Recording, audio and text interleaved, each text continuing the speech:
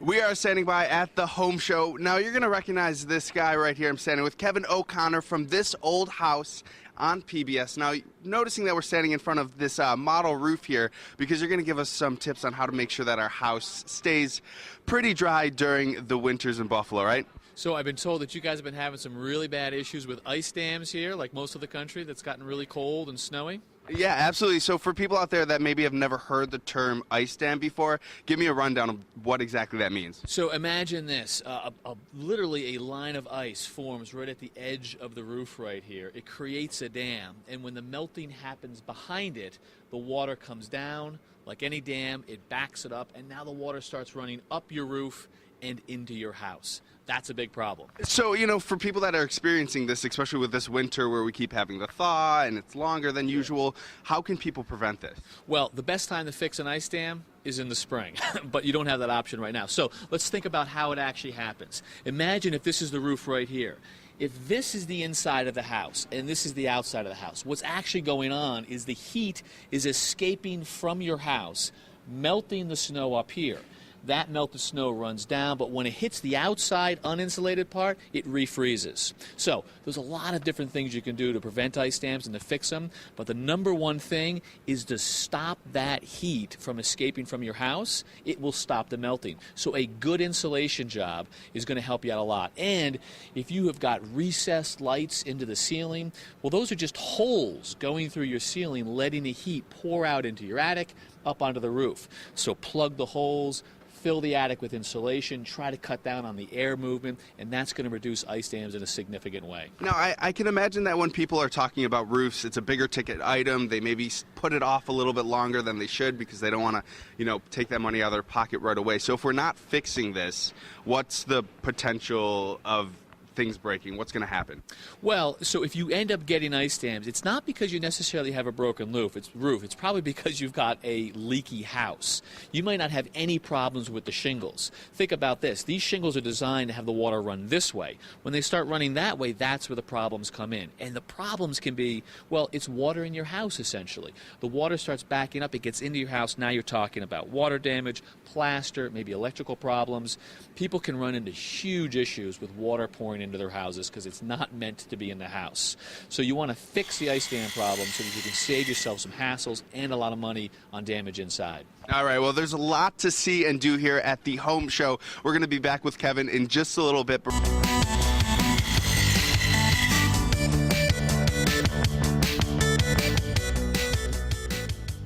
We're back with the host of This Old House, Kevin O'Connor. Now, when we're talking about the Home Show, we are standing in the White Room Challenge, which we're going to touch upon later on in the week. But what I want to talk to you about is with being at so many home shows, you kind of have to have a little bit of a better understanding. Why are people coming to these things? Well, in some respect, they're fun and they're a great way to kill an afternoon. But I think the real draw is that you get two things. You get to actually lay your hands and your eyes on the product. So if you're out there thinking about a kitchen remodel, you can walk into the kitchen vignette, look at the countertops, look at the cabinets, but you also get access to the professionals. So you can talk to the people who might end up being your contractor. You can talk to that person who would renovate kitchens, maybe have a conversation with him and 3 others, and walk away with a really good feeling about whether or not that's for me and if that's the guy or not to help me out. Now, you're going to be at the Home Show giving some demonstrations. What are you going to be talking about? What can people be prepared to see? Well, we're going to be talking about the current season of This Old House, which is actually season number 34, remarkably. We're going to be doing 2 different renovations this season. We've got an old 1872 Italianate. I know you guys here in Buffalo have got some great old architecture, so we're birds of a feather in that respect. We're also going to be talking about storm prep because we went to New Jersey for a Superstorm Sandy recovery, how to actually build your house properly when you live near the water to deal with rising water.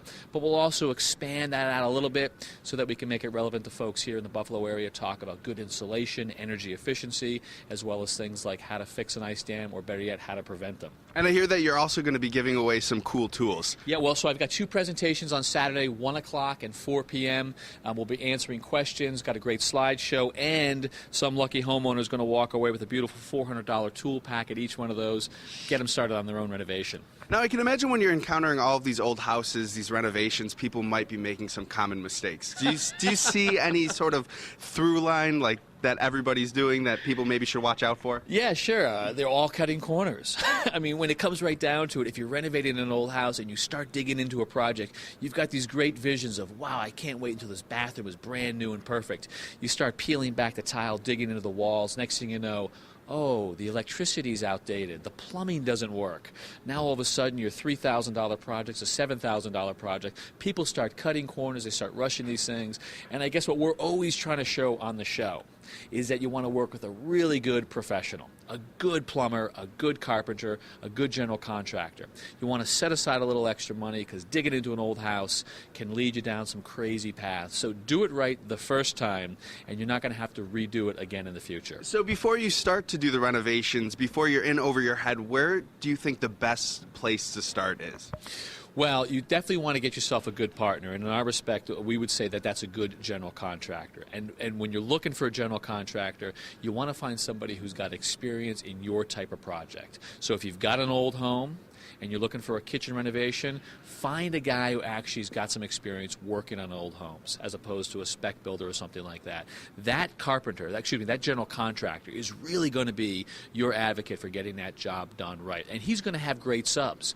He's going to know the right plumber and electrician to bring onto that job for you. He's the one that's going to get you out of those jams. So this always isn't something that you could just do it yourself. Sometimes you need a little more help. Yeah, sometimes you do. You know, I'm a big fan of telling folks to sort of dive in, be a little intrepid, go in there, and don't be afraid to take down a wall, tear out your kitchen. If it doesn't go well, then you can bring in the professional. But we generally on the show are trying to empower people to say, here, with a little bit of help and a little bit of knowledge, you can actually do a lot more than you think you're capable of. But when it comes right down to it, don't be afraid to call in the professional when you hit a jam. All right, well, thank you for spending the morning with us. This is just a fraction of what you can see and learn here at the Home Show. And we'll be back next week with a little bit more information. But right now, we're sending it back to the studio.